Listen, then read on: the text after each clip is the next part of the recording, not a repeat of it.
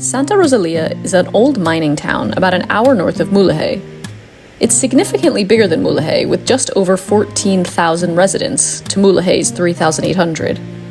We heard about it from a few different people that we met along our travels through Loreto and Baja Concepcion, so we decided to head up there while we were staying in Mulegé.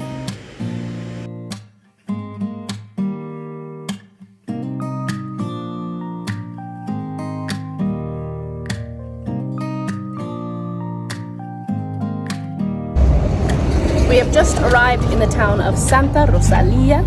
It's about 45 minutes north of Mulegé. And we thought we'd come for a little afternoon visit because it's a super interesting town. The church here was designed by Gustave Eiffel. The architecture here is super different than anywhere we've been in Baja because it's an old mining town and the mine used to be owned by a French company. Obviously that French company then brought with them lots of French people. So there's a famous bakery here, they say it's famous. So we'll have to try that place out, check out the church, and there's a few other like sort of mining, not ruins, but you know, sights to see and find out more about this town.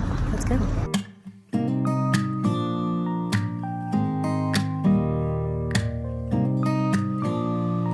The French company Boleo founded Santa Rosalia back in 1884 and was here digging up copper mines until the mines closed in 1954. While they were here, they built homes, shops, churches, and hotels, and when they left, the industrial facilities were never dismantled. So as you wander around the town today, you can still see the reverberatory furnace, the metallurgical converter, old locomotives, and tons of mining equipment that has sort of been turned into art installations.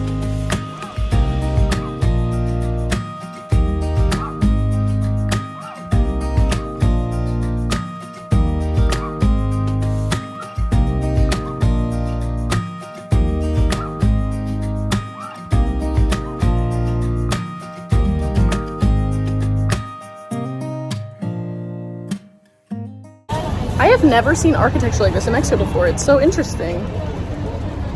I wouldn't call it French, but it's mostly wood. And I feel like it's a little bit like, I don't know, Wild West-esque, like Western gold mine town looking architecture. It's different.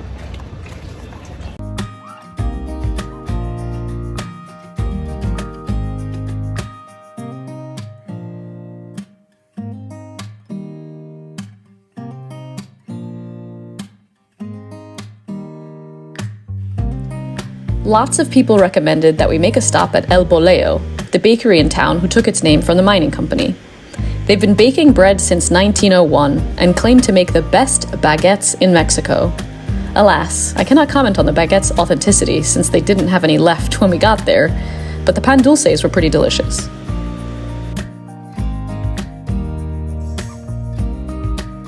I'm not sure if it's COVID related or if it's just because it's quiet or because it's the afternoon, but the museum's closed, the church is closed. But we still get to see the outside of the buildings, which is kind of beautiful. There's a small walking tour that you can do of the downtown area that starts in front of the bakery El Boleo.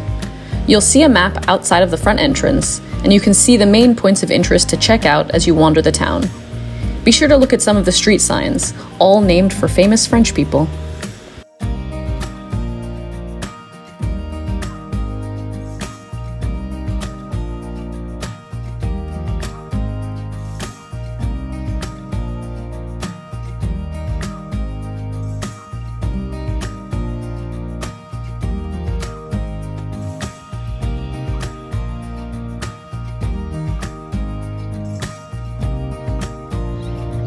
This hotel was built back when the French were here in the early 20th century, and it's still a hotel. You can still stay in it. But obviously they've refurbed it, but so cute.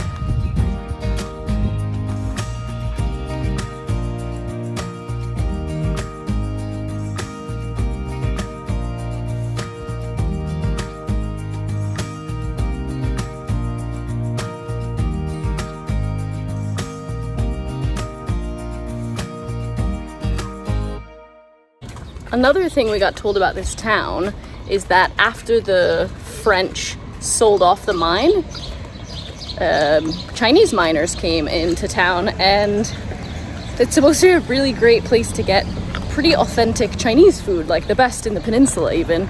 Unfortunately, we had lunch already.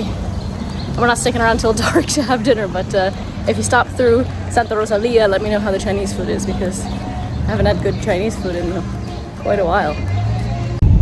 Well, it's the furthest north that we'll go in the peninsula now on our road trip. We're headed back to Mulegé. It was definitely worth a trip if you like the sort of historical towns around Baja. If you're passing through to drive between the south and the north, it's definitely worth stopping into. The architecture was so cool. In comparison to El Triunfo, there's a little bit more to see, a lot more to eat.